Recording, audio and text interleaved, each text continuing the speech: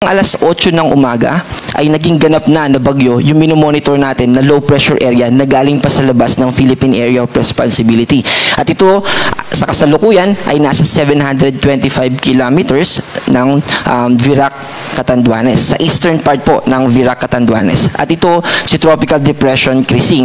Meron po itong lakas ng hangin na umaabot ng 45 kilometers per hour malapit sa sentro at maaaring umabot yung pagbugso o yung gustiness sa 55 kilometers per hour. Ito ay nagmo-move westward pero generally as it progress papalapit sa ating land ay mag-move ito northwestward. Sa kasalukuyan ito ay nasa bilis na 35 kilometers per hour pero i-note natin na sa ngayon yung epekto niya ay indirect pa dahil yung trough o yung extension ng kaulapan, ito pa lang yung nagiging epekto niya. At yung maapektuhan ng mga kaulapan na ito ay dito sa Bicol region at ganoon din sa eastern part ng Visayas.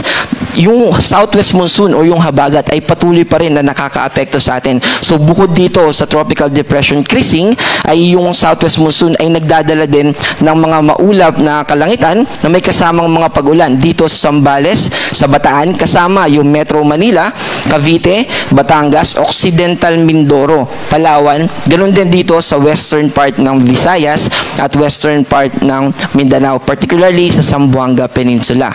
At para sa ating forecast track dito sa Tropical Depression Crising, nakikita natin na posible na mag-develop pa ito sa mas malakas na uri ng bagyo at ngayon ay Tropical Depression siya, bukas ay pwede itong mag-develop sa Tropical Storm. At as it progress papalapit sa ating kalupaan, magde-develop din ito sa Severe Tropical Storm sa Friday.